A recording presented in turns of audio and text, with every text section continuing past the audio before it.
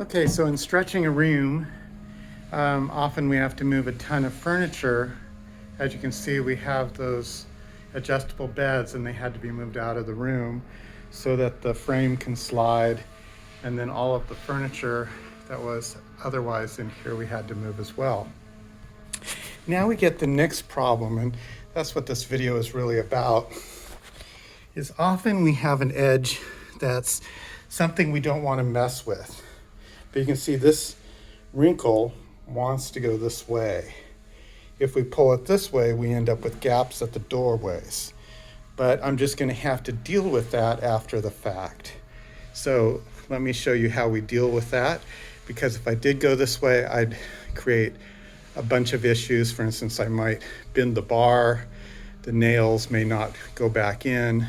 We just end up with a lot of issues that we want to avoid to make it a nice, clean, straightforward repair that we get finished without having to come back.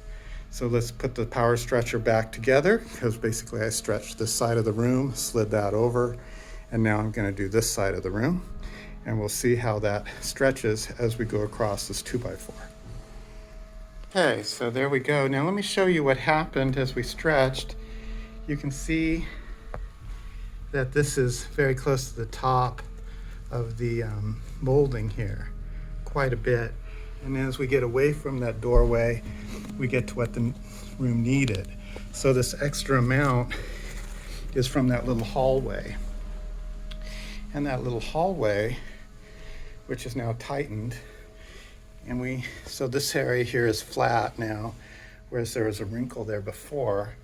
And what happens is you basically open a little bit so basically in preparation, I lifted it from here to here and then all along this wall so that this area would move forward. So basically just up to here. So I left this part on the tack strip, and this part here I lifted. And that gave me the ability to move this down. Because of that, you can see you have a small gap there. And what we'll do is we'll put a fill piece in both sides here. Just put a little hot melt in there and tuck it down so it stays in the gap, so it doesn't over gap. But that solves that problem of those weird edgings. So sometimes we can readjust it and stretch it one way just to keep ourselves from having to mess something else up. Okay, so I wanted to compare that restretch with this one. We have a wrinkle here at this doorway. Now, as I said, pulling it that way creates a lot of problems because I basically have to create a new seam. But what I have found is when you pull away from an angled wall, it separates a lot further. So if I go and power stretch this wall here is going to end up really moving forward. It'll move forward into this room. It'll be very far away from that angled wall. And getting it all then moving it over there would become quite a few problems. So in this case, I'm basically cutting the seam. When you cut a seam, you really have to work to find the middle of it. And then once you get it perfectly in the middle, you take your straight edge and you basically rub it until it gets a nice line, and then you hold it. Where is it separate? There it is. And then you use a sharp blade to cut it. Once you've cut the seam, you now heat this to make it come off. You can't reseam it with this tape on it. So if you heat the back, so what I do is I take a piece of cardboard and stick it under there, and then my seaming iron, if you put the seaming iron that touches the canvas, it'll burn it.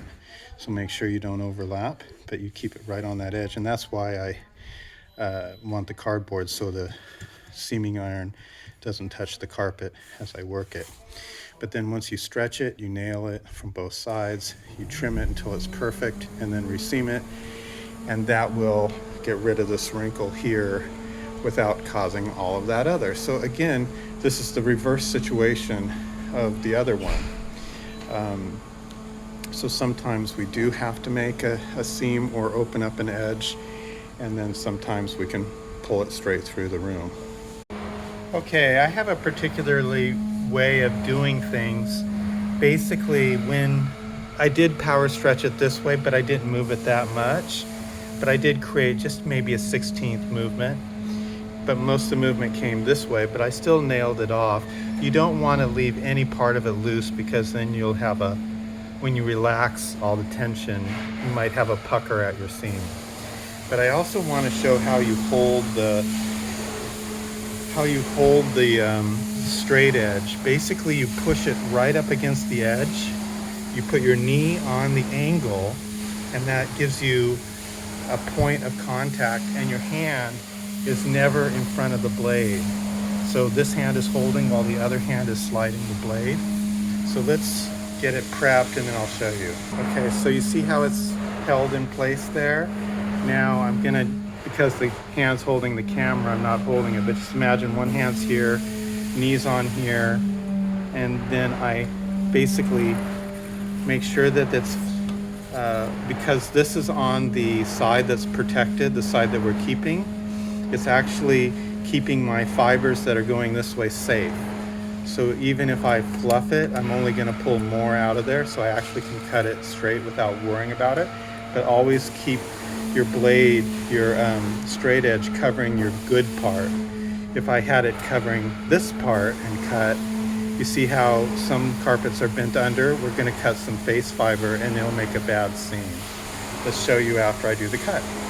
Okay, so I'm on my third pass. So after each short little 10-inch section, I put it back down, line it up against the edge again, and then do the next 10-inch section, because sometimes you don't have a perfectly straight line and you want to follow this, not just make this straight and then it doesn't match that. But keep in mind, I can always get this a little tighter. So if I lose a little bit, I can just crank this down a little bit, trim with the scissors, and then I'm back in business. Okay, you can see that the cut is done. You can also see that it's a little uneven. That's just because the way things stretch, sometimes there's more looseness on one side than against the wall side. Let's take a look at how our